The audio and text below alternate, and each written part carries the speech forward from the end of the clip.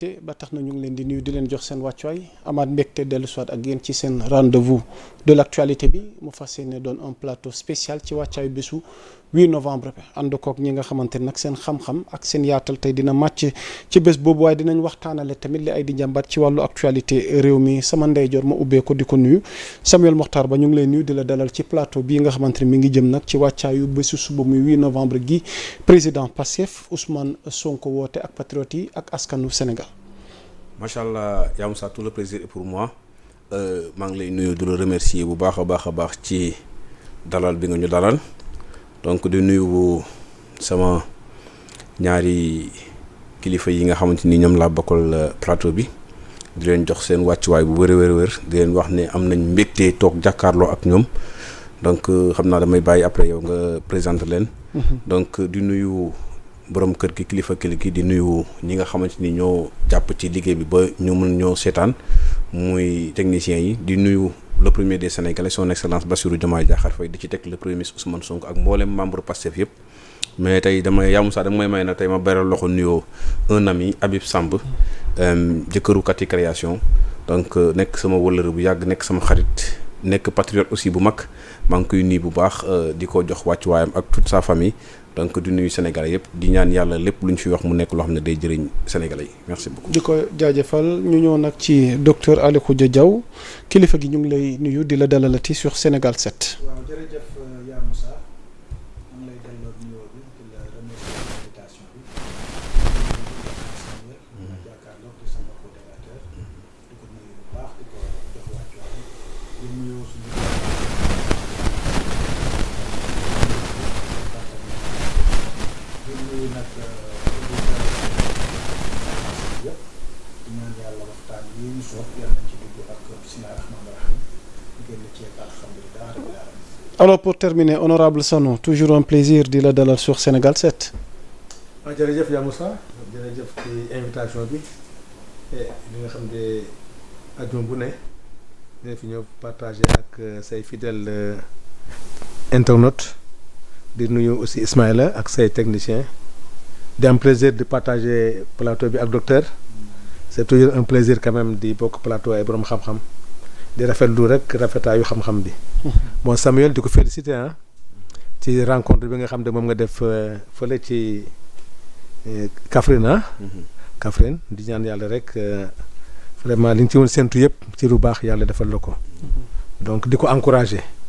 xam naa ne temps yi amul jot moom ak waa Monap ci seen si suñu wet bi quoi donc ma rek ma nuyu Demba Fall le candidat maire de Biscuiterie suma commune di ko encourager surtout di encourager le groupe parlementaire bi nga xam ne ñu ngi ci loi des finances merci beaucoup. alors ci yow laay des pour ubbi jotaay waxtaan wi tàmbale kook li ñu mujj jot ci xibaar ñeel mbirum Pape Malick Ndour bénéficiant d'une mise en liberté provisoire assortie du port d'un bracelet électronique. L'ancien coordonnateur du programme des domaines agricoles communautaires, Pape Malick Ndour, finalement ñibbi na këram sans que la mesure de surveillance soit immédiatement appliquée ci moom waaye ci xibaar yi ñu jot le président du collège des juges d'instruction du pôle judiciaire financier l'a de nouveau convoqué ce lundi à titre d'information afin de procéder à la pose effective du bracelet électronique. Donc ñuy fàttali ne Pape Malick Ndour est inculpé pour association de malfaiteurs, escroquerie sur des deniers publics et blanchiment de capitaux. Dans son réquisitoire introductif di fàttali ne le procureur de la République financier avait requis son placement sous mandat de dépôt. Reste à savoir si le parquet financier entendra interjeter appel contre la décision du juge Diarra ayant accordé la liberté sous surveillance électronique. Di fàttali ne l'ancien coordonnateur du PRODAC a été arrêté hier jeudi à son domicile par la DIC dans le cadre d'une délégation judiciaire émise dans l'affaire PRODAC. Devant le juge d'instruction, Pape Malick Ndour a sérieusement contesté les accusations portées contre lui, ce qui a conduit le magistrat instructeur à prendre une ordonnance de placement sous bracelet électronique. Sanu Ndione décryptage donc ñu ubbee ko ci mbirum Pape Malick Ndour ak li ko dal. waaw mbiru Pape Malick bi man li ma ciy jàpp rek mooy il est temps au-delà de sa personne que Sénégalais xam lan moo xaw Prodac parce que l'histoire de Prodac li muy indi ci musiba ci réew mi ci incompréhension ci désinformation et que malheureusement le pouvoir sortant n'a jamais voulu élucider ce problème jot na nag pour cette fois-ci ñu xam qu'est-ce que c'est réellement passé ak Prodac que Pape Malick au-delà de sa personne parce que nag il faut ñu xam sénégalais yi coow bi ci ñoom la commencé. doon nga fi Mbaye Niang doon na accusé Amadou Ba moo ko yoolewu ko tout ce problème Ousmane Sonko tey bu demul élection affaire Prodac bi la y a eu des morts y a eu des blessés tout est incompréhensible mais man au-delà de cette mauvaise gestion li ma ci métti lu rek mooy voilà un programme boo xam ne doon na régler beaucoup sur le problème de l'exode rural parce que Macky Sall nag defe naa ci programme am yëpp bii bu réussiroon ak les DAC là franchement sax doon na nekk un bilan positif pour moom mais malheureusement boo toppee rek boo jotee information yi fi jaar yëpp da nga xam ne gars yi da ngay am impression que les projets les programmes bu ñu koy def pour jéem a ut lu ñu ku nekk loo am wala loo bu xam wala yu mel noonu c'est regrettable que de tels projets aussi ambitieux muy terminer nii tey da nga dem fii ay dagan moi à l'assemblée demoon nañu visiter ay DAC mais da nga naan en vérité gars ñi lii lan la les gens ont pris des hectares des fois da nga fay fekk matériel boo xam ne kenn xamul kan nañ fa déposer ñaan ñi daw nañu kii jëf nañ nii mais c'est regrettable pour ce pays mais nag bii moom il est temps que Sénégal yi xam qu'est-ce que c'est réellement passé mais lii moom c'est-à-dire boo déggee information yi ñu si jox yëpp ce que ça engloutit comme finance xam ne gars yi fooy nañ réew mi quoi. ok merci beaucoup. docteur Ali Khoudia le cas Pape Malick Ndour. waaw merci beaucoup je pense que dossier Prodac moom heureusement que c'est des rapports qui sont sortis sous le régime du président Macky Sall. d'accord heureusement. parce que bu fekkoon ne dafa tombé ak régime bi.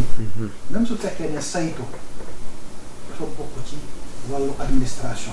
su fekkoon ne suñ ko defoon à partir de 2025 dinañ ne peut-être c'est une chasse aux sorcières wala c'est un adversaire politique qu'on veut abattre et cetera alors que c'est un rapport de 2023 qui l'a épinglé.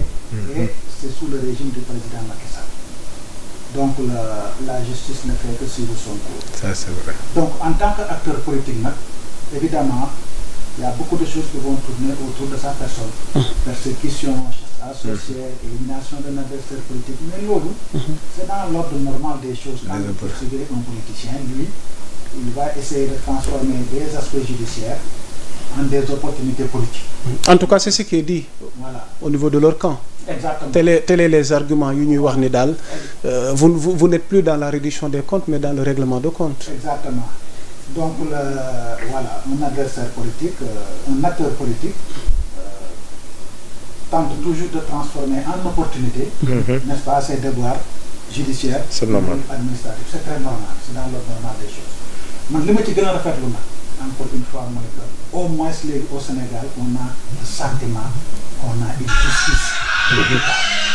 Au moins. Man loolu moo ci sama fierté. Depuis un certain temps on a l'impression qu'on revoit vraiment cette justice-là équitable pareil pour tous yoo xam ne ñun ñëpp. loolu lañ doon laaj. muy Pape Malick Ndour muy keneen. La justice moom. Actuellement ni muy doxee nii ku mu war a càmbar dana la càmbar ba mu jeex tàkk soo waree am liberté provisoire mu accordé la ko. soo waree am liberté sous bracelet mu accordé la ko soo waree dem tëdd aussi mu accordé la ko. Encore une fois il y a plus de parti pris. loolu vraiment lu ñu war a rafetlu la. ok alors Samuel Mokhtar Ba sur le cas Pape Malick Ndour lan moo ci sa jàngat. waaw merci beaucoup Yamoussa mais nag Yamoussa man moom pour dire vrai. instant yii nii sama xel dafa commencé ñaaw. ci justice bi ci suuf Sénégal. parce que l'équilibre de la République justice moo ko yor.